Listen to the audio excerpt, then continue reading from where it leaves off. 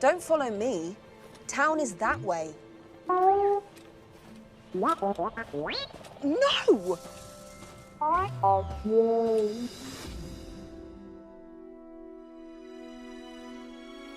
We were working on this list of things we knew we wanted in this movie, and we wanted a droid that had a strong personality and a big role in the film.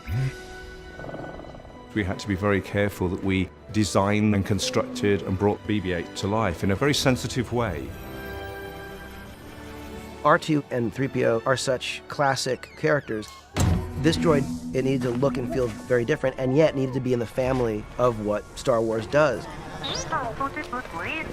We were trying to figure out what it would look like, and we saw a bunch of images for things. I think the first one I did was almost like BB-8's head with little wings, and it would float. I tried a tall, skinny one and a big, fat one. And I just had this idea, and so I just drew a picture of BB-8, a very, very simple one. We got JJ's Post-it drawing, and I always called it, oh, it's like a snowman without a chest. From there, it was trying to give him personality and attitude by those limited parts. JJ was very vocal about that in the beginning, of wanting as much on camera as possible. The ability to have an actual physical droid on set, animating as he would, that was as real as anyone else. That was an incredible goal. Come on, BB-8! There was this wealth of design work that had come through from the art department. And we spent a lot of time to develop it into an animatronic droid that would appear in a film.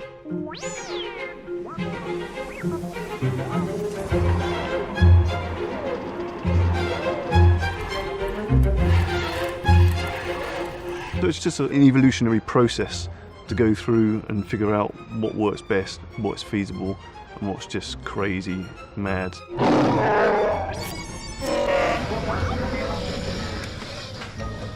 Our job was to make this design real world.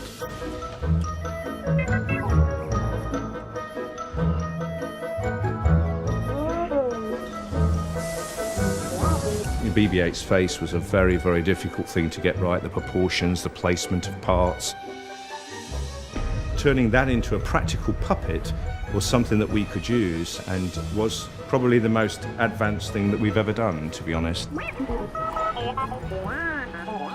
I think early on, having looked at a few designs, it was a case of going through and looking at what could be demanded of it and saying, okay, you could use this type of BB-8 for this type of shot, you could use this type of BB-8 here.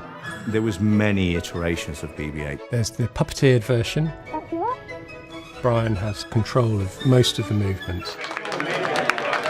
You can't really beat that.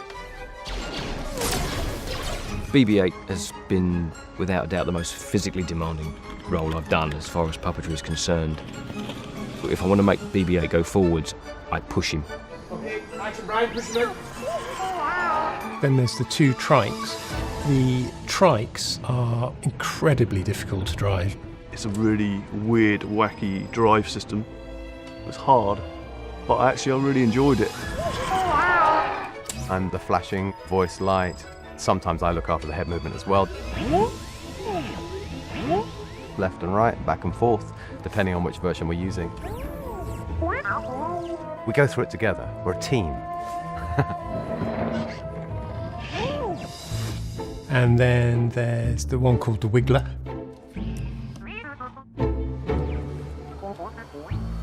We've got a carrier version, which is a bit lighter, so the actors can pick him up. I got it. As we got to a shot, we would sort of talk to JJ and we would look at the camera and see, you'd say, well, that's definitely going to be this version. So we've got a mix going after a while, and so we'd bring them out as and when they were needed. When I saw him rolling around on set, it was great to see. And there's such a positive to having that interaction between two performers. BB-8 does a lot of performing with Daisy Ridley, and they've got a really nice little rapport going on. When she first meets BB-8, she repairs his aerial. Kind of like she ruffles his hair, or if he's a little dog, she gives him a pat on the head. Where do you come from? He's like a dog, so he's this sort of plucky terrier. You know, he's small, but he's got a big heart. I'll pay for him. 60 portions. BB-8's like our version of R2. I remember when me and BB-8 had our first scene, you could feel the love and the warmth. Well, it's amazing. He's really there. So he really comes to life, and you actually get to see it and interact with it. One of the amazing things was seeing the 3 droids together for the first time, because we had 3PO and R2, and then BB-8 is there. And I found myself more nervous probably about that. I'm in a scene with BB-8. You'd expect me to say BB-8's in a scene with me, but actually BB-8 is such a star, it's like I'm in a scene with him. And I was instantly enchanted. And I thought, if Anthony Daniels is giving a seal of approval, then we might be okay.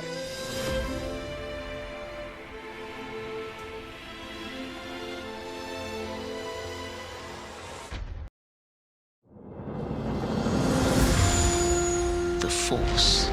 It moves through and surrounds every living thing. It's calling to you. The Force Awakens is the movie event of a generation. It's history-making, a stunning piece of entertainment. And this April, when you bring it home, there's even more. Energy and action! Including a full-length documentary. Han and Chewie entering the Falcon. Absolutely amazing. You know, look what we get to do. And exclusive deleted scenes. Ship's clear. Han Solo. Come on, baby, don't let me down.